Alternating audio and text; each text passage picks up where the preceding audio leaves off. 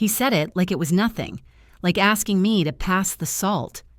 We were standing in the kitchen, the house I bought, the one I closed on after 3 years of saving and 7 years of renting, when he said, "Tasha and Malik are going to stay with us for a while," his ex-wife, and her teenage son. He didn't even blink, just said it, like the words wouldn't knock the air clean out of my chest. I looked at him, the man I'd built a second chance with, and I smiled. Not a big smile, not even a fake one, just that small, quiet kind that says, "I heard you." Inside, I could feel something folding shut. A door, maybe. Something final. My name is Vanessa James. I'm 46 years old, born and raised in Atlanta, Georgia. And this is the story of how I learned that silence can be louder than revenge. It all started that spring. The azaleas were blooming around the porch, pink and loud like they had something to prove. Every morning before work, I'd step outside barefoot, coffee in hand, and breathe in that smell of paint and pine. The board still creaked a little under my feet, like the house was learning my rhythm.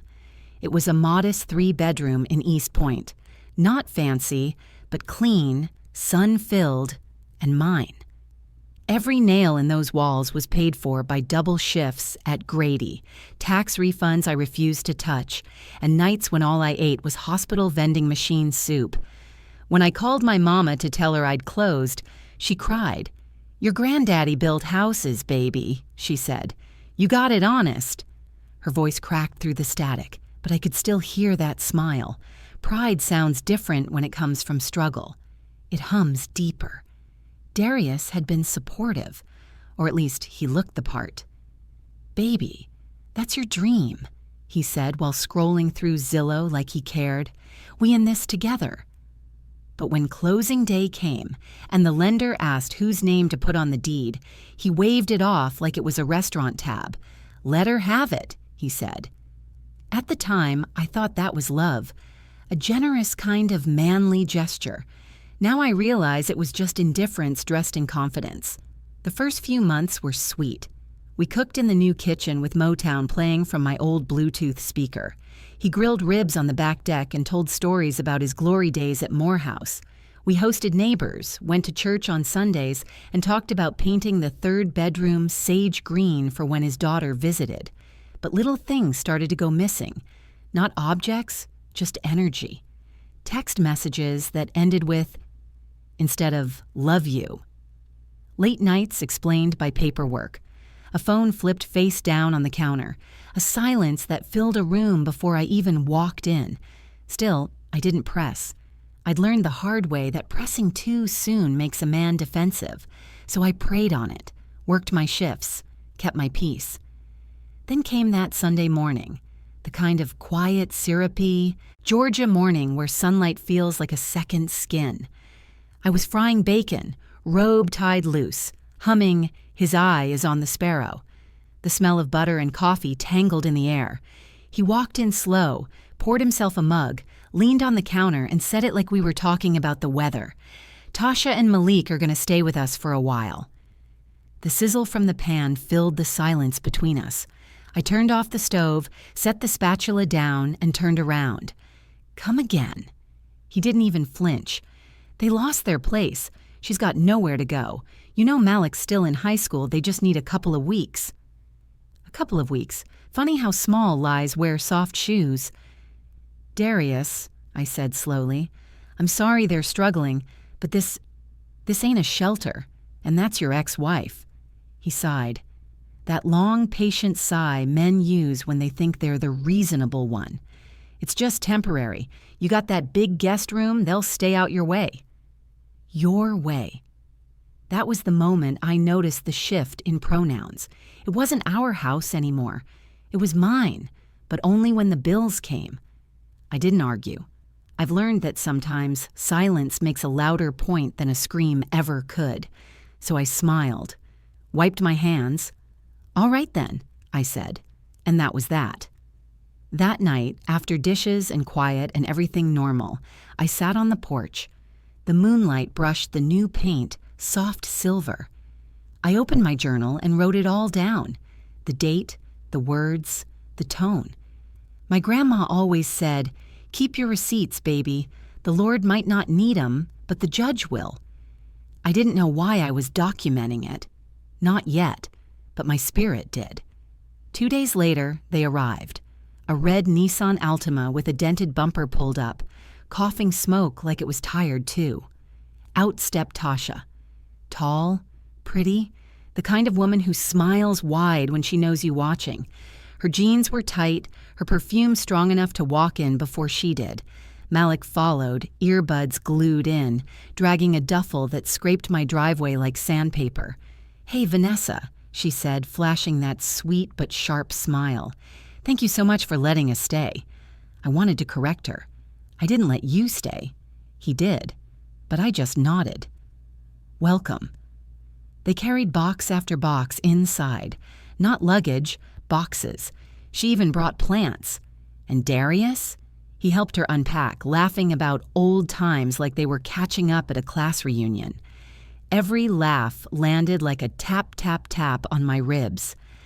That night, I lay in bed, eyes open. From the guest room came their voices, low, familiar, comfortable. I couldn't hear words, but tone was enough. Tone always tells the truth. I stared at the ceiling and counted each hum of the air conditioner like it was clocking time on my sanity. The next morning, the house didn't smell like me. It smelled like pancakes and another woman's lotion. Orange juice in my good glasses. Her laugh drifting through my hallway like she'd paid rent there. Malik had his feet up on my coffee table, game controller in hand, the TV volume too high. Darius was reading the paper like this was any other morning. "Morning," I said, my voice steady. Tasha smiled. "We made breakfast. You don't mind, do you?" I paused. "Not at all." I poured my coffee, grabbed my purse, and walked out. But every step from that kitchen to my car felt like walking through a fog made of disrespect. At the hospital, between charting vitals and checking IVs, I kept replaying it all. Her tone, his silence, my own reflection in that stainless steel fridge door. Calm, composed, controlled. That's when it hit me. He mistook my quiet for weakness. He thought silence meant surrender. He had no idea silence is where I plan. That week, I made copies. Mortgage, title deed, utility bills. Slipped them into a manila folder labeled Home Records and locked it in my desk at work. Every night I came home to more of them in my space. Her shoes by the door, her hair products cluttering my bathroom counter, her laugh traveling through the vents. Darius acted like everything was fine. "You're too tense lately," he said one night, stretched across my couch with his feet on my ottoman. I looked at him and smiled again, that same calm, dangerous smile from the first day. "I'm fine," I said, and I meant it, because I'd already decided what kind of woman I was going to be in this story. Not the angry one, not the victim, the strategist. By the end of that month, I knew every homeowner clause Georgia law had to offer, learned the phrase exclusive possession. And do you know what it means? It means when your name's the only one on the deed, your house is your kingdom, no matter who's trying to sit on the throne. Sunday came. I went to church, alone, sat near the back, hands folded. Pastor Green was preaching on peace, that kind that passes understanding. He said, "Some of y'all keep fighting folks who already lost. Sometimes the Lord don't need you to fight. He just needs you to watch." I felt that, right in my bones.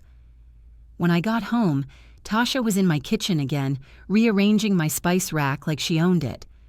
"Girl, you ever try smoked paprika? Changes everything." I smiled, took my purse upstairs, closed my bedroom door, sat down at my vanity, and opened my journal again. The page smelled faintly of ink and lotion. Mine, not hers. I wrote, "I don't need to fight. I just need to wait." And that was the first night I truly slept. Because patience, when mixed with purpose, feels a lot like power. By the second week, my house didn't feel like mine anymore. The change was quiet at first, almost invisible. like fog creeping in under a door. The smell shifted from lavender and lemon to something heavier. Oil, perfume, hairspray, and the faint sweetness of pancake syrup left out too long. Tasha liked to cook late, always after 10, pots clanging, grease popping, her playlist bouncing between Mary J. Blige and early Beyoncé. I'd lie in bed hearing her sing along, off-key but confident, her laughter spilling down the hallway like it had permission. Malik was no better. His sneakers stayed parked in the hallway, size 12s I had to step over just to reach the stairs. His hoodie stayed draped over the banister, his socks like little ghosts haunting the living room. Every surface in that house had a new fingerprint, not mine. I didn't say a word, I just kept track. Every morning before work, I wiped down the counters and lit my eucalyptus candle. The scent didn't erase theirs, but it carved out a small corner of sanity, a reminder that this house still knew my name. I'd sip my coffee slowly, staring out the kitchen window at the oak tree out front, whispering to myself, "You built this. You own this. Don't let them rewrite your walls." Then I'd lock the door, step into the morning air, and go to work like nothing was wrong. Every evening, though, I'd come home and notice what had shifted. A frame turned sideways, my throw blanket missing, a dish out of place. My piece rearranged piece by piece. Darius acted like everything was fine. He always did. "Baby, Tasha's just trying to get back on her feet," he said one night at dinner. The table I'd picked out from Wayfair, the plates I'd saved for months to buy, now cluttered with his ex-wife's leftovers.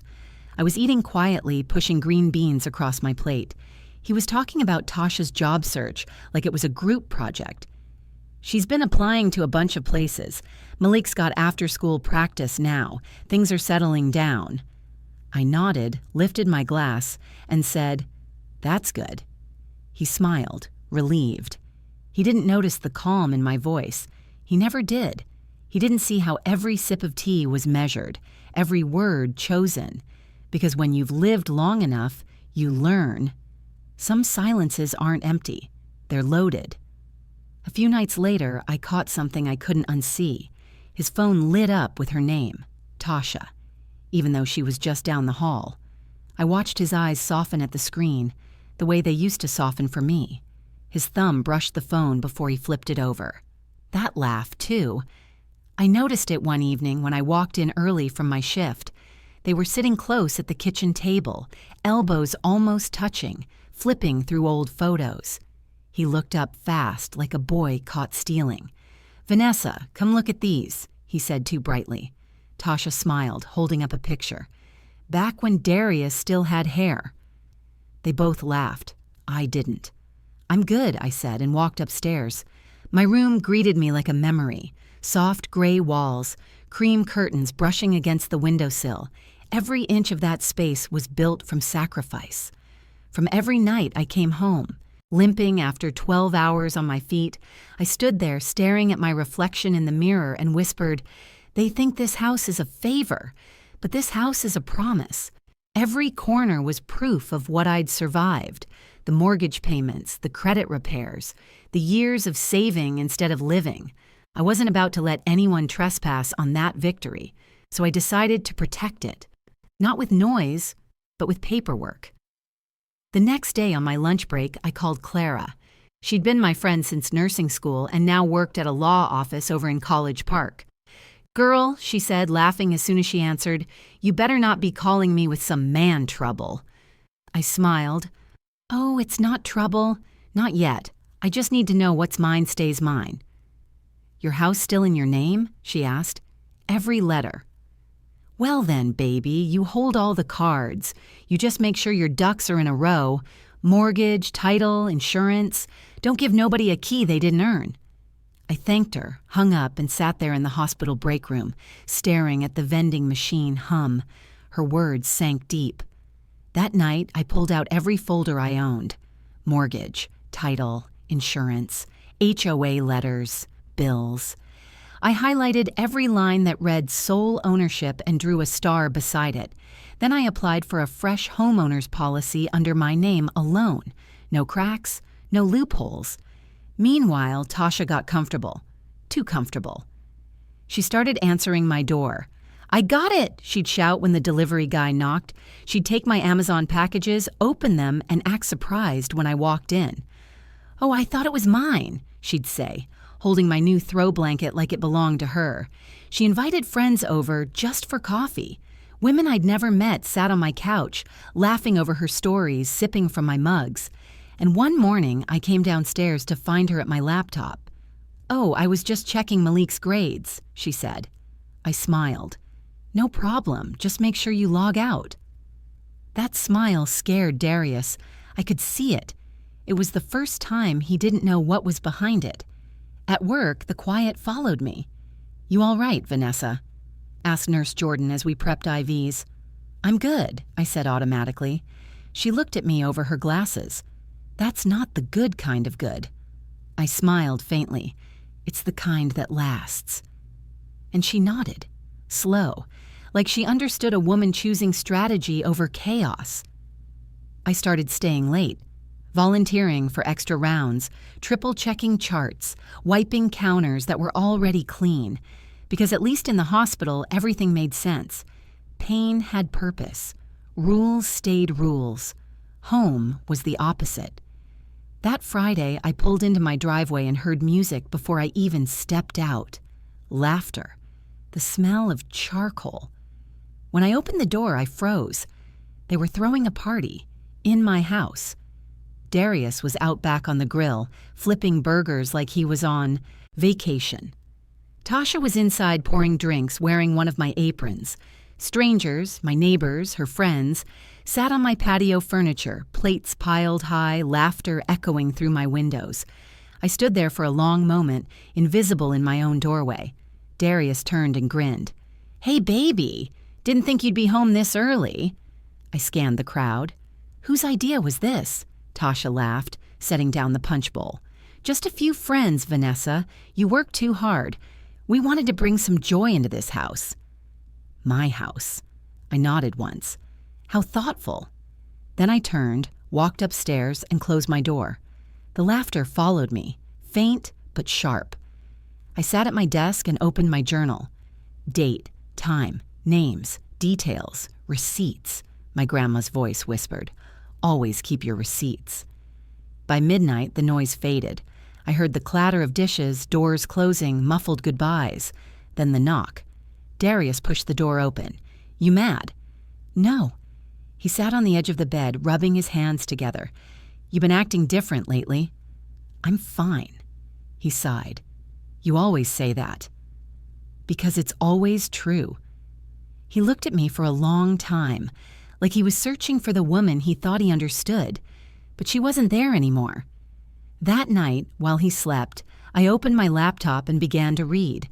Georgia legal separation laws, property rights under sole ownership, eviction procedures for unauthorized occupants. Turns out the law was on my side, quietly, firmly. Once I filed, he'd have 30 days to vacate. No argument, no appeal. A few mornings later, I called Clara again. "You think I should move fast?" I asked. She paused. "No, baby. You move smart. Let them get comfortable first. Let them build their own rope." I smiled. That's exactly what I planned to do. Weeks passed, and sure enough, they got bold. Tasha hung her coat by the door like it was her house. She started ordering groceries with my card, little charges on Amazon, Instacart, Target. Malik even brought friends over, loud boys who left chips and soda cans all over my floor. Then one day I came home and stopped cold. My living room, rearranged. She'd moved my couch, shifted my rug, turned my favorite lamp sideways for better energy. I stood in the doorway, the smell of her perfume clinging to the air. I didn't speak, didn't touch a thing, just sat in my chair by the window, sipping coffee, memorizing every detail. Because one day, I'd need to remember exactly what peace looked like before it returned.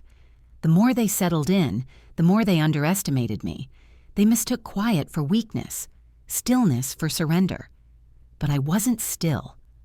I was loading. One morning before sunrise, I got up, dressed in my gray suit, and drove downtown. The streets were empty, the city still yawning awake. I parked outside the courthouse, walked in with my folder, and stood in line behind a woman, holding a crying baby. When the clerk called me forward, she asked, "Reason for filing?" I smiled. Peace of mind. She nodded like she'd heard that before. I signed every page slow and steady. Paid the fee in cash. The stamp hit the paper with a sound that felt like freedom. When I walked out into the morning light, the air felt lighter. My chest, too. That night, Darius came home late again. I was sitting on the porch with my tea. The moon was high, soft, forgiving. He leaned down, kissed my cheek. "You good?" "Never better," I said. He smiled, satisfied, and went inside. He didn't notice the manila envelope sitting beneath my teacup, the one addressed to Darius James, certified mail. Inside it, one copy of my filing. He'd get the original by Monday, and that was just the beginning. It's funny how peace can feel like a secret. Not loud or showy, just quiet and steady, like a soft hum under everything. That week, I walked through my house like someone moving through a dream.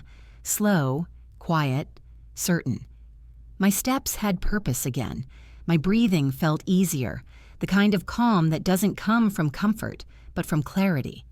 The kind that comes when you already know how the story ends, and you've made peace with it. The day after I filed, the silence between me and Darius changed. It wasn't heavy. It was calculated, like a chessboard before the first move. He could feel something was shifting, but he couldn't name it. He'd hover in doorways, pretending to look for his keys, trying to study my face like he could read my mind. Every time he'd ask, "You okay?" I'd smile and say, "Just tired." And every time he'd nod, eager to believe that lie because it meant he didn't have to face the truth. Meanwhile, Tasha kept nesting like she had a lease. She brought home throw pillows from Target, new curtains, even candles, cinnamon vanilla, loud and sweet, like she was scent marking the air. Then came the day she put up a photo of her and Malik on my entryway table. A framed picture, right where I used to keep my keys and my grandmother's prayer card. I looked at it every morning before work, not with anger, just awareness. Like watching a child playing dress-up in your clothes. You let them pretend because you know eventually they'll have to take it all off. At the hospital, I moved like clockwork. Vitals, med rounds, charting, smile, repeat. But my mind was never really there. On lunch breaks, I'd sit in my car with the windows cracked and the engine off, whispering old hymns under my breath, the same ones Mama used to sing while pressing my hair before Sunday service. Trouble don't last always. Sometimes I'd hum, sometimes I'd cry, but mostly I'd just sit there, steadying myself, remembering that peace wasn't something given. It was something claimed. By midweek, I started making calls, quiet ones, the kind that rewrite the foundation before the house even shakes. First the insurance company, then the bank, then the post office. Every "yes, ma'am" on the other end of the line felt like a brick sliding into place. By Friday, every bill, every account, every correspondence was tied neatly to me alone. My mailing address was now a P.O. box at work, untouchable. My digital accounts, passwords changed, recovery emails updated. Every click, every confirmation email was a step closer to freedom. That evening, I came home early. The house smelled like pizza grease and perfume. Tasha was lounging on my couch, legs tucked under her, laptop open, the TV humming low in the background. "Hey, girl," she said, eyes still on the screen. "We ordered pizza. You want some?" "I already ate," I said, setting my purse on the counter. She nodded, scrolling. "Malik got accepted into the track team. We'll probably be here through the season. Just until things settle." I looked at her. Not harshly, just long enough for her to feel it. Her fingers slowed on the keyboard.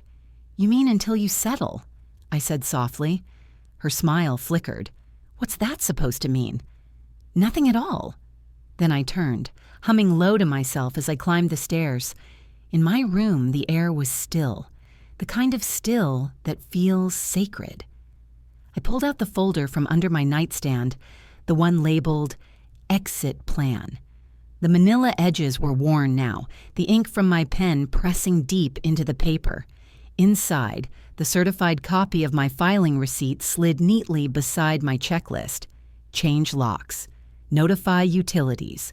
Serve notice of possession. I added a date next to each line. My handwriting looked calm, deliberate. I wasn't angry anymore. I was focused. One night, I found Darius in the garage.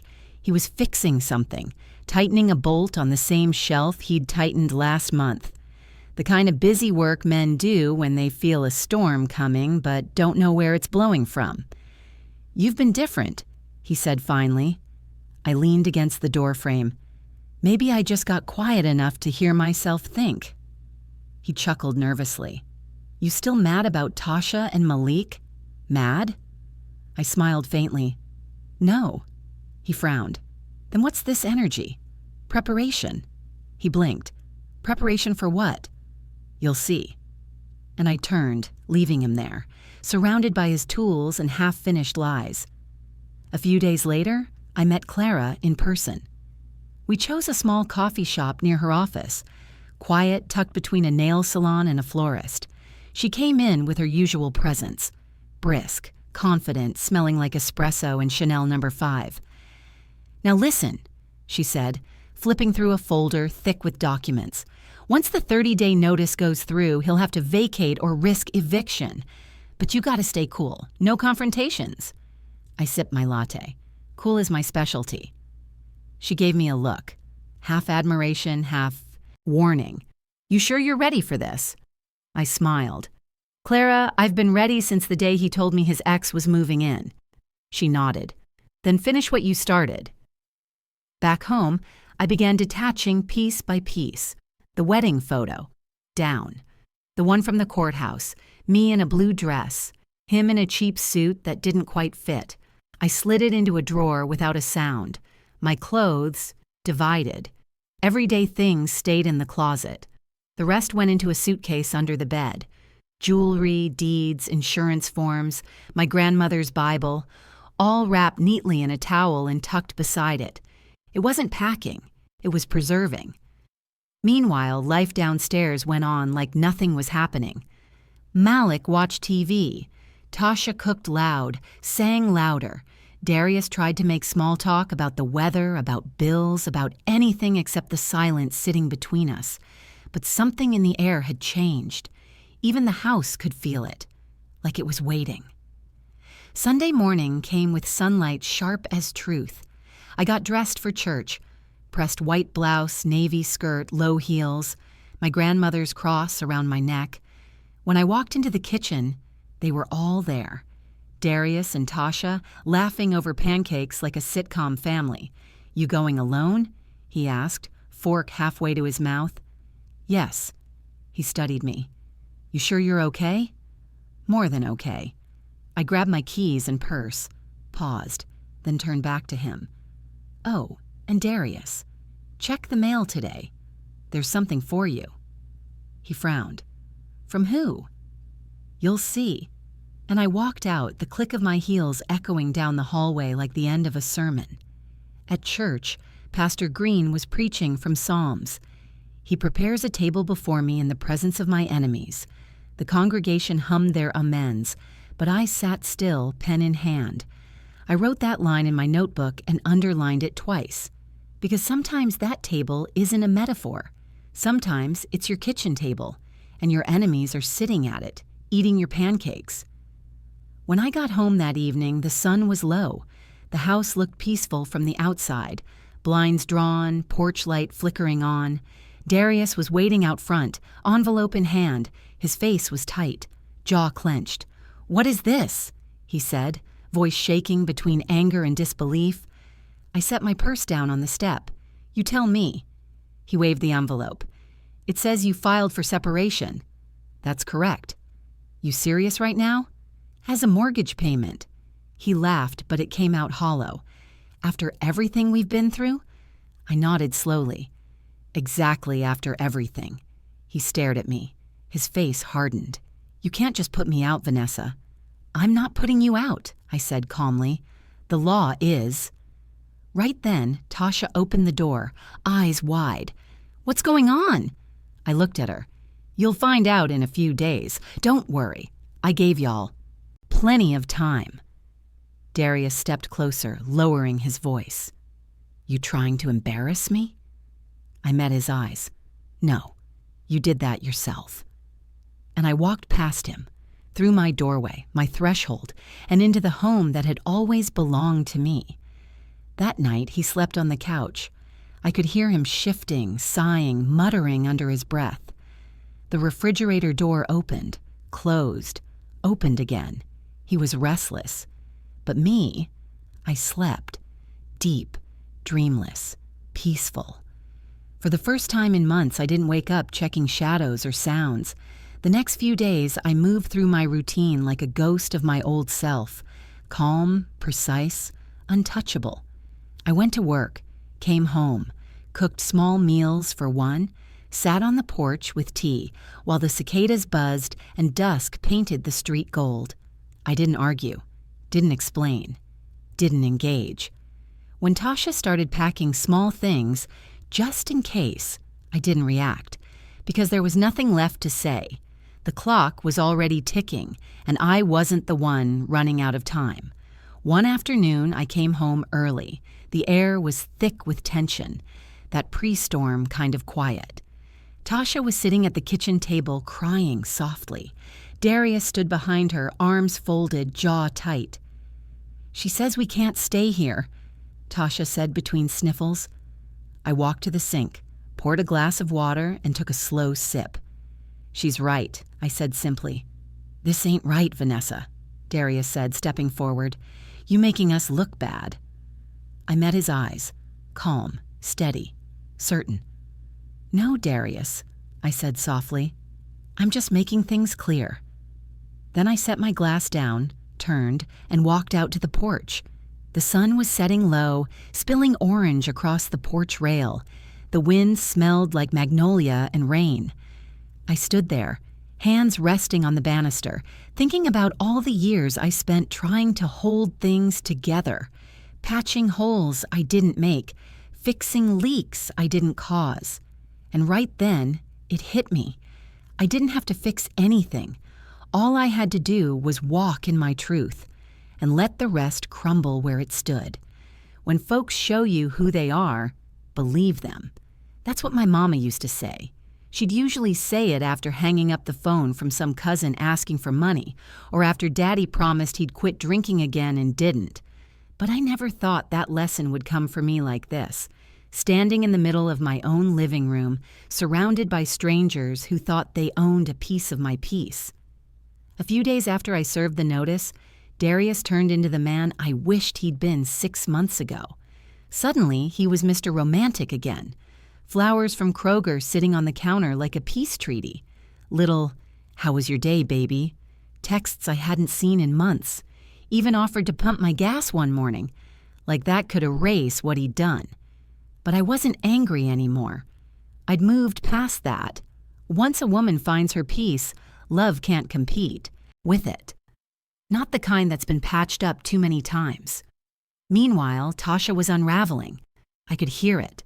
The pacing in the hallway at night, the sharp whispers on the phone, the muffled crying in the bathroom, probably calling her girlfriends, telling them what kind of woman I must be. Cold, petty, heartless. The house itself felt different, heavy. Like everyone inside was waiting for something to explode, but nobody wanted to light the match. Even Malik had started disappearing, staying late at practice, spending weekends at friends' houses, maybe embarrassed, maybe smart enough to sense the storm coming. Then, one Wednesday afternoon, my phone buzzed. It was Clara. Her voice came through calm and confident, like always. "Everything's official," she said. "The 30 days start now. Keep copies of everything, Vanessa." I smiled, standing by the hospital vending machine, still in scrubs. Already done. I could hear her smile, too. That's my girl. That Friday, Darius came home early.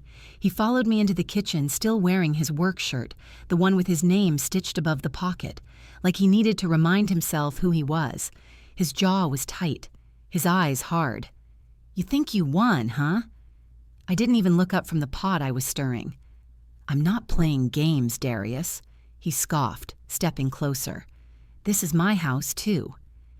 That was the moment I finally turned around, wiped my hands on a towel, pointed to the fridge. "Check the mortgage. Whose name's on that paper?" He hesitated, eyes darting to the stainless steel door. "Mine," I said. "Just mine." The silence that followed was sharp enough to cut through air.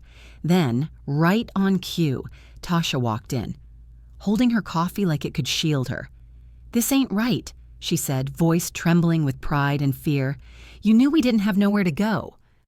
I looked at her, calm as Sunday morning. "You had somewhere to go before you came here. You can find somewhere again." She opened her mouth, ready to fight, but I'd already walked past her. "Y'all have 3 weeks left," I said softly, not looking back. "Use them well." That weekend, I made small moves, quiet ones, the kind that don't make noise but change everything. First, I changed the Wi-Fi password. When Darius asked why his phone wasn't connecting, I just shrugged. Technical issue. Next, I moved my valuables, jewelry, birth certificate, savings bonds, my grandmother's wedding ring, into a safe deposit box at the bank. If they thought this house was leverage, I made sure it wasn't. By Sunday, the walls were just drywall and paint again. The real treasures, the things that mattered, were already somewhere safe. But truth has a way of crawling out of its hiding place, and by Tuesday, it did. I was pulling into the driveway after a long shift when I heard shouting from inside. Tasha's voice hit. First, shrill, raw. "You told me she was just covering the payments till y'all fixed your credit." "I didn't say that," Darius snapped back. "The hell you didn't. You said this house was y'all's." I stood at the door for a moment, hand on the knob, letting the scene breathe. Then I opened it slow. The sound of my heels on the hardwood made them both freeze. "Everything okay?" I asked, setting my purse down. Tasha turned toward me, her face blotchy with tears and fury. "You tricked me." "No," I said, voice low but steady. "You assumed." She blinked hard like she couldn't believe I'd said it that plain. Then she grabbed her purse, brushed past me, and slammed the door behind her. The whole house went still again, the way I liked it. Later that night, Darius stood in the doorway of our bedroom, shoulders slumped. "She's gone," he said quietly. I didn't even look up from my book. "Good for her." He sighed, stepping inside. "Vanessa, this is crazy. We can fix this. I made mistakes, but we can start over." I closed the book slow, finger marking the page, and looked him in the eye. "Darius, I've spent half my life trying to start over. I'm done starting anything with somebody who keeps ending me." He rubbed the back of his neck, pacing a little, searching for a line that would make me melt. But those lines didn't work anymore. Finally, he said, "You cold, Vanessa." I smiled, soft but unshakable. "No, baby, I'm healed." That night, I slept without tossing once, the kind of sleep that feels like permission. And when morning came, I made my coffee, opened the blinds, and let the Georgia sun spill across the floor, that warm, honey-colored light that makes everything feel brand new. For the first time in months, I breathed without effort. The next few days, the air changed again, not tense this time, just empty. Darius barely spoke. Tasha didn't return. Malik stayed gone. The house was quiet except for the hum of the fridge, the creak of the hallway, and the occasional song on the radio. Funny thing, the same sounds that used to irritate me now felt like music. Freedom has its own rhythm. Then came the final notice. Another envelope. Another certified letter with my name printed clean across the top. I placed it on the counter where Darius couldn't miss it. He came in later, opened it, scanned the page, and sighed like a man who'd finally run out of luck. "This it?" he asked. "This it," I said. He looked at me. That mixture of pride and regret that men wear when they realize they gambled the wrong hand. The following week, I took a few days off work. I spent them on the porch, rocking slow, sipping sweet tea, humming old hymns under my breath. I watched the neighborhood come and go, moving trucks, kids on bikes, folks mowing lawns, everything ordinary, everything peaceful. And I thought about how every quiet decision, every time I held my tongue instead of arguing, had built this moment. Silence wasn't surrender, it was strategy. Darius spent his last 2 nights sleeping in the guest room, the same one he'd once let his ex move into without asking me. I couldn't help but smile at the poetry of it. On the final morning, I heard drawers closing, zippers pulling, the scrape of a suitcase on the floor. When I walked to the doorway, he was standing there, suitcase open, eyes roaming the room like he was trying to memorize it. "This was supposed to be our home," he said softly. "It was," I said, "until you invited someone else to live in it." He swallowed hard, nodded once, and closed the suitcase. I followed him to the porch, leaned against the post, and watched as he loaded the car. The air was cool, with that faint metallic taste of coming rain. The street was quiet except for the rustle of leaves and the distant sound of a lawnmower. He turned back one last time. "You ain't gotta be so calm about it." I smiled faintly. "You mistook my calm for weakness, Darius. That's where you went wrong." He didn't reply, just climbed into his car, started the engine, and drove away. The sound faded slow, from a rumble to a hum to nothing at all. Inside, I walked through the house like I was rediscovering it, touched the walls, ran my fingers along the kitchen counter. The air smelled like lemon cleaner again, the scent I'd missed, the kind that smells like order, like ownership. I sat down on the couch, exhaled, and let my head fall back. For a long while, I just listened, to the silence, to the hum of peace filling every corner again. Then I smiled, whispered to myself, "You did it, baby. You got it back." And the house, my house, seemed to breathe with me. The first morning alone felt almost holy. I woke before sunrise, not because I had to, but because I wanted to. The house was breathing different now, the kind of quiet that doesn't wait for footsteps or arguments, just stillness, clean and light, like forgiveness. The sheets were cool against my skin. My room smelled faintly of eucalyptus and lemon, that soft scent that always made me feel safe. I sat up slow, letting the morning light crawl across the wall. For the first time in months, the silence didn't feel like something pressing down on me. It felt like space. I walked barefoot through the house, my fingertips grazing the walls. Every corner held a ghost. His laugh in the kitchen, her perfume in the hallway, Malik's sneakers by the door, little echoes of chaos that once lived here. But now, all that remained was space and sunlight. I brewed coffee slow, no rush, no voices in the background, just the soft gurgle of the machine and that first rising smell of roasted beans filling the kitchen. When I carried my mug out to the porch, the air felt crisp against my face. Across the street, the neighbors' sprinklers hissed to life, glistening against the grass. A mail truck rolled by, its tires whispering over the pavement. Somewhere down the block, a dog barked once, then went quiet. A mockingbird sat on the power line above my porch, chest puffed, singing like it had been waiting on me to come back to myself. 3 weeks had passed since Darius left. No calls, no apologies, just absence and peace. That afternoon, I opened the closet he used to claim as his. Only a few wire hangers dangled there, empty. The air inside smelled like dust and the faint echo of his cologne. On the floor sat one old jacket he'd forgotten. For a second, I considered tossing it out, but then something in me shifted. Instead, I folded it carefully, placed it in a cardboard box, and tore a piece of masking tape from the roll. On top, I wrote in black marker, "Thank you for reminding me what I deserve." Then I taped the box shut, carried it to the garage, and left it by the door. I didn't look back. Tasha never came for her things either. I found her perfume bottle in the bathroom cabinet half empty and her pink hairbrush under the sink. I dropped them both in the trash. Then I washed my hands, breathing in the scent of soap and freedom. And I laughed. Not the kind of laugh that mocks or bites, but the kind that releases, the kind that says, "You made it through."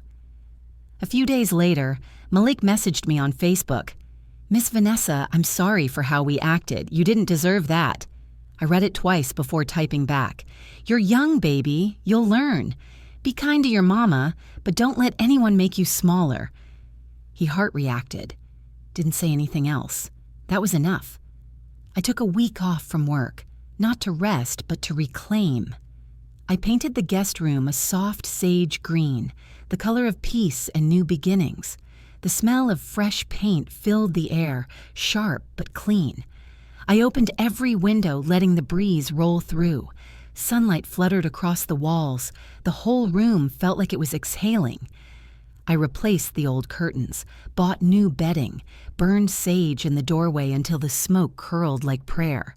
The wind carried the smell of earth and rain. For the first time, that room didn't feel like it held anyone else's energy. It belonged to me again. On Sunday, I hosted dinner. Just my sister, Denise, and Clara. Nothing fancy. Fried catfish, collard greens, cornbread, and sweet tea sweating in tall glasses. When they walked in, they both froze near the doorway. "Girl," Denise said, eyes wide, "this place feels different." I smiled, wiping my hands on a towel. "It is." We sat down to eat, and laughter came easy. Not forced or polite. Real laughter that comes from the belly. We talked about work, about mama, about nothing that hurt. Not one word about men. As the sun dipped low and the light slanted through the blinds, Clara reached across the table and squeezed my hand. "You handled it like a lady," she said softly. I nodded. That was the point. We sat in that golden quiet for a while, the sound of cicadas rising outside, the air thick with summer and peace. That night, after they left, I washed the dishes, humming low. When the sink was empty and the counters gleamed, I turned off the lights and stepped out onto the porch. The night air was warm, the sky a deep, endless navy. Down the street, someone was grilling ribs, smoke drifting, sweet and slow. I pulled a blanket around my shoulders and rocked in my chair, letting the rhythm of the crickets fill the silence. I thought about the woman I was a year ago, tired, giving, bending so hard I almost broke. The one who mistook silence for strength and forgiveness for endurance. She was gone now. What replaced her wasn't colder, just clearer. The next morning, I drove down to the county clerk's office one last time. The woman behind the glass smiled when she saw me. "Back again?" "Last time," I said. She slid the final papers across the counter, the ones removing Darius's name from any shared property claim. I signed slow, my hand steady. The pen glided smooth across the page. When she stamped the form and handed me the sealed envelope, I smiled. "This," I said, holding it up, "is freedom in ink." She laughed. "That's a new one." "Keep it," I told her. "You'll hear it again." That evening, I made myself dinner. Baked chicken, roasted vegetables, a glass of white wine. Simple. Quiet. Then I lit a candle. Not for romance, for remembrance. A small flame for every woman who's ever rebuilt herself from the quiet up. The candle flickered, throwing soft light across the kitchen walls. It looked almost like a heartbeat. Halfway through dinner, my phone buzzed, a message from an unknown number. I just wanted to say sorry for everything. D. I stared at it for a long moment.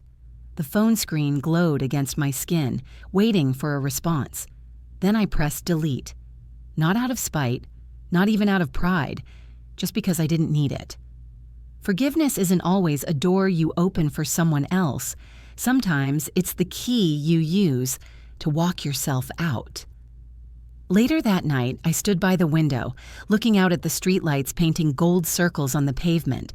The world was so still it almost hummed. And that's when it hit me. The real lesson. Revenge doesn't always shout. It doesn't slam doors or break hearts out loud. Sometimes it's quiet. Sometimes it's the sound of your own laughter echoing in a clean house, the creak of your porch swing at dusk, the steady hum of peace where chaos used to live. Before bed, I whispered a small prayer. Thank you, Lord. Not for what I lost, but for what I found in the losing, because I learned something no heartbreak had ever taught me before. Peace is the loudest kind of victory. And as I turned off the light, I smiled. The same small, knowing smile I'd worn the day he told me his ex was moving in, except this time it meant something different. This time it meant freedom. If this story struck a chord, hit like, subscribe, and tell me what you think in the comments.